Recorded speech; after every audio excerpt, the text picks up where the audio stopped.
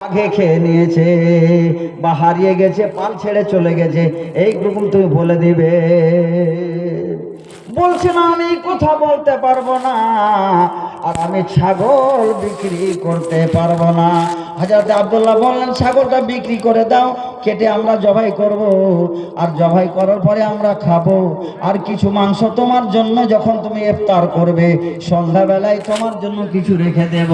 ওই চাকর বলছেন না, পাকা ঈমানওয়ালা বলছে, যার ভিতরে আল্লাহর তাকওয়া আল্লাহর ভয় কেমন আছে, বলছেন না আমি কাজ করতে পারি না। সুবহানাল্লাহ।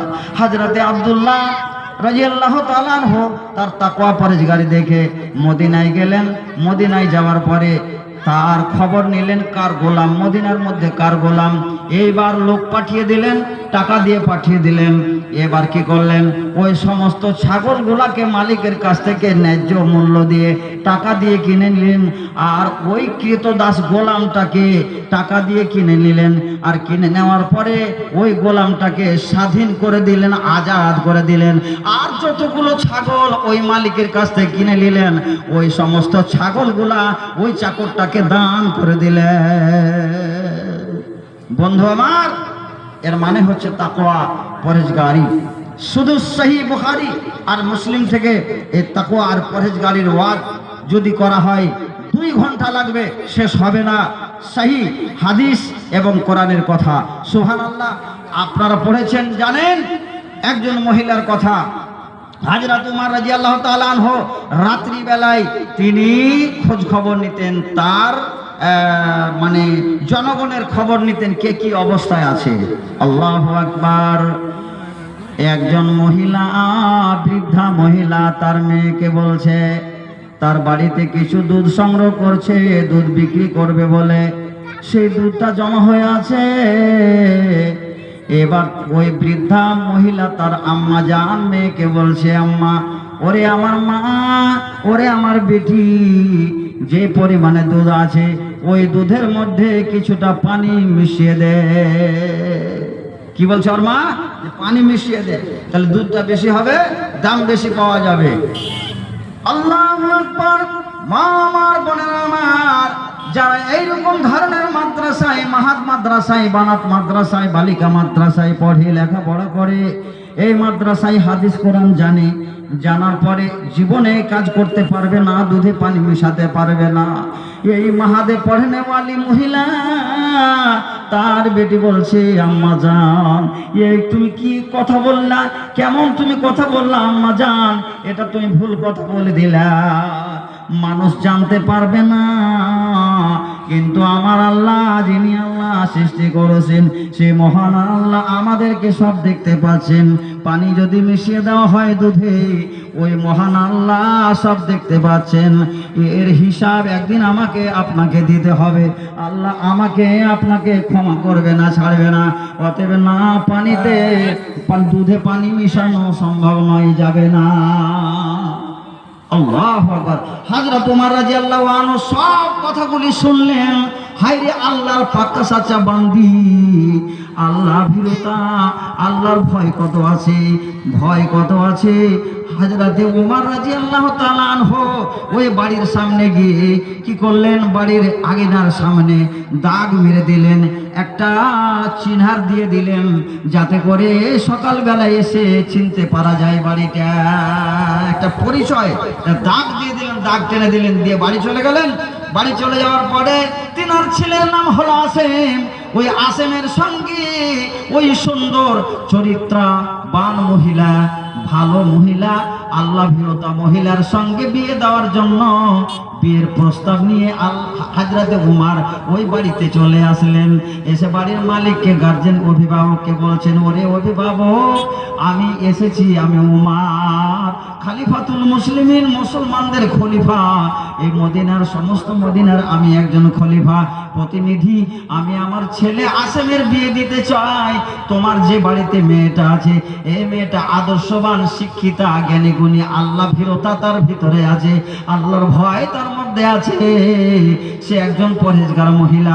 সেই মহিলাকে আমি বৌমা করতে চাই, আমার ছেলের সঙ্গে বিয়ে দিতে চাই।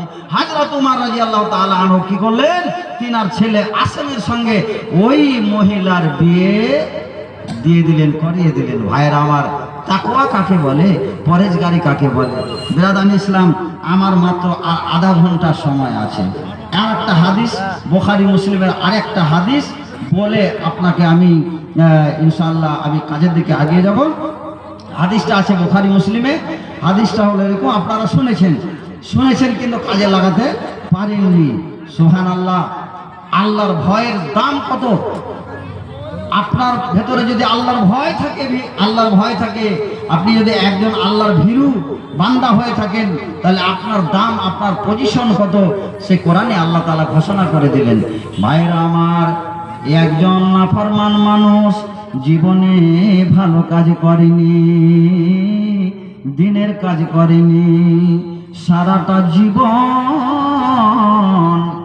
নাস্তিকের মতো কাটিয়েছে, মদ খেয়েছে, দারু খেয়েছে, আর যত রকমের জুয়া খেলা সব কিছু খেলেছে, রাহাজানি করেছে, জেনা করেছে, অপকর্ম করেছে, চুরি করেছে, ছিনতাই করেছে, ডাকাতি করেছে, সমস্ত অন্যায় কাজ করেছে। নেকি বলতে কিছু কাজ করেনি, নেকির কোনো কাজ করেনি। বয়স শেষ হয়ে আসলো, মরণের সময় হয়ে আসলো, সে নিজে ভাবছে, অনুভব করতে পারছে, আর আমি দুনিয়াতে বেঁচে থাকবো না, আমি কখন মরে যাব। সমস্ত ছেলেরাকে, তার আওলাদেরাকে ডেকে এক জায়গায় একত্রিত করলো, আর তাদেরকে ওসিয়ত করলো, আমার ছেলেরা শোনো শোনো, তোমরা তো জানো আমি দুনিয়াতে কোনো ভালো কাজ করি নাই, ভালো আমল করি নাই। আমি যদি মারা যাই, আল্লাহর দরবারে আমি ধরা পড়ে যাব, আল্লাহ আমাকে উপযুক্ত শাস্তি দিবে, আল্লাহ আমাকে জাহান্নামে দেবে। অতএব এমন একটা কৌশল আমি আমার মনের মধ্যে আঁকলাম, এই কৌশলটা করতে গেলে আমি আল্লাহর আযাব থেকে, আমি আল্লাহর শাস্তি থেকে বেঁচে যাব। বলছে, আব্বাজান কি কৌশল বলুন? ওই লোকটা বলছেন, আমার সন্তানেরা শোনো, যেই দিন আমি মারা যাব, যেই দিন আমি মরে যাব, আমাকে জ্বলন্ত আগুনে আমাকে জ্বালিয়ে পুড়িয়ে ছাই করে দিবে। আর যখন আমার শরীরের ছাইগুলো হয়ে যাবে, অর্ধেকটা ছাইকে সমুদ্রের পানিতে, নদীর পানিতে ভাসিয়ে দেবে, আর অর্ধেকটা ছাইকে জঙ্গলের মধ্যে উড়িয়ে দিবে। তাহলে আল্লাহ তাআলা আমাকে দেখতে পাবে না, আর আমি আল্লাহর কাছে ধরা পড়ব না, আমার জীবনের হিসাব কিতাব দিতে হবে না। এই বলে তার ছেলেরাকে ওয়াসিয়ত করলো। আর এই ওয়াসিয়ত করার পরেই লোকটা কিন্তু মারা গেল। তার ছেলেরা তো বাবার ওয়াসিয়ত মনে আছে, ছেলেরা কি করলো? তাই করলো। যেই দিন ওই লোকটা মারা গেল, তাকে জ্বলন্ত আগুনে জ্বলিয়ে পুড়িয়ে ছাই করে দিয়ে, অর্ধেকটা ছাই কিছু অংশ সমুদ্রের পানিতে ভাসিয়ে দিল, আর কিছুটা অংশ জঙ্গলের মধ্যে ভাসিয়ে দিল। ভাসিয়ে দেওয়ার পর আল্লাহ তাআলা কি করতে পারে না? আল্লাহ আমাকে আপনাকে সৃষ্টি করেছেন, আল্লাহ আপনাকে শেষ করতে পারেন, আপনাকে জীবিত করতে পারেন। আল্লাহুম্মা মালিকাল মুলক তুতিল মুলকা মান তাশা। আল্লাহ আপনাকে রাজা করতে পারে, ভারতের প্রধানমন্ত্রী আপনাকে বানাতে পারে, ভারতের প্রধানমন্ত্রীর কুরসি থেকে, চেয়ার থেকে আপনাকে ধাক্কা দিয়ে নামিয়ে দিতে পারে, আপনাকে অপদস্থ করে নামিয়ে দিতে পারে, আপনার পদত্যাগ হতে পারে, আপনার পদকে শেষ করতে পারে। এটা আল্লাহর ক্ষমতা। আল্লাহুম্মা মালিকাল মুলকে তুতিল মুলকা মান তাশা। হে সারা বিশ্বের মালিক, তুমি তো যাকে চাও মালিকানা দাও, রাজা করো, বাদশাহ করো, মুখ্যমন্ত্রী বানাও, প্রধানমন্ত্রী বানাও, ক্যাশিয়ার বানাও, নাজেম বানাও, সেক্রেটারি বানাও, সভাপতি বানাও, সদস্য বানাও, সব কিছু তুমি করতে পারো। আবার কাউকে অপদস্থ করে সেই পোস্ট থেকে, সেই পদ থেকে তাকে নামিয়ে দিতে পারো, এটাই তোমার কাজ। আল্লাহুম্মা মালিকাল মুলকি ওয়া তুতিল মুলক, আল্লাহুম্মা মালিকাল মুলকি তুতিল মুলকা মান তাশা ওয়া তানজিউল মুলকা মিম্মান তাশা ওয়া তুইজ্জু মান তাশা। যাকে চাও ইজ্জত দাও, যাকে চাও তার ইজ্জতকে কেড়ে নিতে পারো। অত ইজ্জু মান তাশা ওয়া তুযিল্লু মান তাশা বিয়াদিকাল খায়র। তোমার হাতে সবকিছু ভালো আর মন্দ। ওহু আলা কুল্লি শাইইন কাদির। এটা আল্লাহ বলছেন। ভাইরা আমার, এইবার আল্লাহ বলছেন ফেরেশতারাকে, ফেরেশতারা যাও, সমুদ্রের মধ্যে যতগুলি তার ছাই আছে সেই ছাইগুলিকে এক জায়গায় একত্রিত করো, আর জঙ্গলের মধ্যে যতগুলো ছাই আছে জমা করো। এক জায়গায় জমা করা হলো, আর জমা করার পরে আল্লাহ তাআলা আবার তার মধ্যে রূহ দান করলো। যেরকম মানুষ ছিল আল্লাহর কাছে সেরকম মানুষ হয়ে হাজির হয়ে গেল। এই শোনেন ভালো করে কথাটা। আল্লাহ তাআলা ওই লোকটাকে বললেন, এ আমার বান্দা বলো, তুমি তোমার ছেলেদেরকে এই উপদেশ কেন দিয়েছিলে, এই ওয়াসিয়তটা কেন করেছিলে বলো। তখন সেই লোকটা বলছে, ইয়া রব্বে মিন খাশিয়াতিকা, ইয়া রব্বে মিন খাশিয়াতিকা, ইয়া রব্বে মিন খাশিয়াতিকা। ওগো আল্লাহ, এই কাজটা আমি করেছি মাত্র শুধুমাত্র তোমার ভয়ে। যদি জীবিত হয়ে তোমার কাছে যেতে হয়, তোমার সামনে যদি আমাকে দাঁড় হতে হয়, সারা জীবনের হিসাব দিতে হবে। আমি তো সারা জীবনের হিসাব দিতে পারবো না। জীবনে কোনো ভালো কাজ করি নাই, ভালো আমল করি নাই। অতএব তোমার কাছে যদি আমি ধরা খাই, তাহলে সারা জীবনের হিসাব তো আমি দিতে পারবো না। আমাকে জাহান্নামের আগুনে পুড়তে হবে। তাই আমি তোমার ভয়ে এই কাজ আমার ছেলেরাকে বলেছিলাম। তাই আমাকে জ্বালিয়ে পুড়িয়ে ছাই করে কিছু জঙ্গলে আর কিছু পানিতে ভাসিয়ে দিয়েছে। আল্লাহু আকবার। আল্লাহর দয়া কত, সুবহানাল্লাহ। আল্লাহর দয়া আমরা নিতে পারি না। আল্লাহ বলছেন, কুল ইয়া ইবাদিয়াল্লাযীনা আসরাফু আলা আনফুসিহিম লা তাকনাতু মির রাহমাতিল্লাহ ইন্নাল্লাহা ইয়াগফিরুদ যুনুবা জামিআ ইন্নাহু হুয়াল গফুরুর রহিম। হে নবী, তুমি বলে দাও আমার ওই সমস্ত বান্দা বান্দীদেরকে যারা অনেক পাপ করেছে, 50 বছর বয়স হয়েছে, এখনো নামাজ পড়েনি, এখনো নামাজ পড়তে পারে না, দিনের কাজ করতে পারে না, এখনো সময় আছে। সূর্য পশ্চিম দিকে ওঠেনি, পূর্ব দিকে ডুবনি, তওবার দরজা বন্ধ হয়নি, এখনো তাদের জন্য চান্স, সময় আছে। যদি এখন তারা তওবা ইস্তেগফার করে আর আমার কাছে দরখাস্ত করে, আমি আল্লাহ, আমার দয়া এত দয়ার ভান্ডার, আমি আল্লাহ রহমান রহিম, তার সারা জীবনের গুনাহকে মাফ করে দিতে পারবো।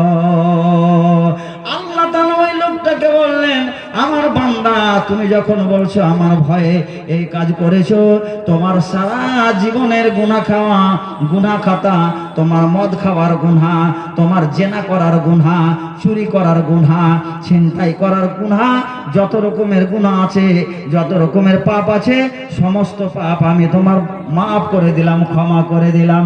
সকলে বলুন আলহামদুলিল্লাহ। আল্লাহু আকবার।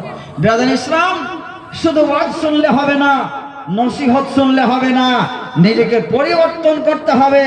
এখনো মসজিদমুখী হতে পারেননি, এখনো নামাজ ধরতে পারেননি, তওবা করুন, ইস্তেগফার করুন। আজকে আপনি রাত্রে প্রতিজ্ঞা করুন, আল্লাহ, এতদিন ধরে আমি গুন্ডামি করে, লুচ্চামি করে, শয়তানি করে, দুষ্টামি করে আমার জীবনটাকে বরবাদ করেছি। আল্লাহ, তোমার দরবারে হাত উত্তোলন করে আল্লাহ তওবা ইস্তেগফার করছি। আল্লাহ, তুমি আমাকে ক্ষমা করে দাও। আল্লাহ, তুমি আমার প্রতি দয়া করো। আল্লাহ, তুমি আমাকে ক্ষমা করো। আল্লাহ, তুমি আমাকে মাফ করো। আল্লাহ, তুমি আমাকে সঠিক পথে পরিচালিত করো। নিশ্চয়ই আল্লাহ আপনার দোয়া কবুল করবেই করবে, ইনশাআল্লাহ। আল্লাহ নিজেই ওয়াদা করেছেন, ইন্নাহু হুয়াল গফুরুর রহিম, আপনার সারা জীবনের গুনাহকে মাফ করে দেবে। অতএব আমরা যারা আছি এখন প্রতিজ্ঞা করব, এতদিন যা করলাম করলাম, আর বাকি জীবনটা আল্লাহর দ্বীনের কাজে লাগাবো। আস্তাগফিরুল্লাহ, সবাই বলুন আস্তাগফিরুল্লাহ আল্লাযী লা ইলাহা ইল্লা হুয়াল হাইয়ুল কাইয়্যুম ওয়া আতুবু ইলাইহি। বেশি করে এই দোয়াটা পাঠ করবেন। আল্লাহুম্মা আনতা রাব্বি সাইয়্যিদুল ইস্তিগফার। তওবা করবেন আর বলবেন, আল্লাহ, জীবনে এরকম শয়তানি আর করব না। আমি যা করেছি করেছি, এখন আমি ঠিক হয়ে গেলাম। আল্লাহর দ্বীনের কাজ করব, নামাজ পড়ব, রোজা রাখবো, দ্বীনের কাজ করব, মাদ্রাসার খিদমত করব, মসজিদের খিদমত করব, আলেমদের সেবা করব। এই প্রতিজ্ঞা করেন আর তওবা করেন, নিশ্চয়ই আল্লাহ আপনার গুনাহকে মাফ করে দেবে। আর সকাল আর সন্ধ্যা বিশেষ করে তওবা ইস্তেগফার করার মেন যেটা অস্ত্র, দোয়া, সেই দোয়াটা পাঠ করবেন। সেটা হচ্ছে অনেকেরই জানা আছে, অনেকেরই জানা নাই। যাদের জানা আছে তাদের কাছে জেনে মুখস্থ করে নেবেন। আল্লাহুম্মা আনতা রাব্বি লা ইলাহা ইল্লা আনতা খালাকতানি ওয়া আনা আবদুকা ওয়া আনা আলা আহদিকা ওয়া ওয়া'দিকা মাস্তাতা'তু আউযু বিকা মিন শাররি মা সানা'তু আবু লাকা বিনি'মাতিকা আলাইয়া ওয়া আবু বিযামবি ফাগফিরলি ফাইন্নাহু লা ইয়াগফিরুয যুনুবা ইল্লা আনতা। এই দোয়াটা মাঝে মধ্যে করেন। সকালে যদি করেন এই দোয়াটা মনোযোগ দিয়ে আল্লাহকে ভেবে এই দোয়াটা যদি একবার সকালে পড়ে থাকেন, আর দিনের বেলা যদি আপনার মৃত্যু হয়ে যায়, আল্লাহ রাসূল সাল্লাল্লাহু আলাইহি ওয়াসাল্লাম বলছেন সেই লোকটা বিনা হিসাবে জান্নাত চলে যাবে। সন্ধ্যাবেলায় যদি কেউ বলার পরে বিছানায় ঘুমার সময় বলে শুয়ে গেল, ওই রাত্রে তার মৃত্যু হয়ে গেল। এটা আল্লাহ রাসূল সাল্লাল্লাহু আলাইহি ওয়াসাল্লাম সহিহ হাদিস থেকে প্রমাণ। তিনি বলছেন যে বিনা হিসাবে আল্লাহ তাআলা তাকে কি করবেন? জান্নাত দিয়ে দিবেন। সুবহানাল্লাহ। তো এই দোয়াটা মুখস্থ করার চেষ্টা করবেন, আর বারবার এই দোয়াটা বলবেন। আল্লাহুম্মা আনতা রাব্বি লা ইলাহা ইল্লা আনতা খালাকতানি ওয়া আনা আবদুকা ওয়া আনা আলা আহদিকা ওয়া ওয়া'দিকা মাস্তাতা'তু আউযু বিকা মিন শাররি মা সানা'তু আবু লাকা বিনি'মাতিকা ওয়া আলাইয়া বিযামবি ফাগফিরলি ফাইন্নাহু লা ইয়াগফিরুয যুনুবা ইল্লা আনতা। বেরাদান ইসলাম, সারা রাত চলবে ওয়াজ। সহিহ হাদিস ও কোরআনের কথা। কিন্তু আমার পরে আর বক্তা আছে, ভাইরাল বক্তা, আমার বাপজান, আমার বাপজি হযরত আলী সাহেব, ওনাকে যথাসময়ে আনতে হবে। আমি তো আপনাদের এলাকার মানুষ, আমি তো ভাবতে পারিনি যে আপনারা আমার ওয়াজ শুনবেন না, পালিয়ে যাবেন। আলহামদুলিল্লাহ, আমি আল্লাহর শুকরিয়া আদায় করছি যে আপনারা সুন্দরভাবে ধৈর্য ধারণ করে আপনারা শান্তি শৃঙ্খলা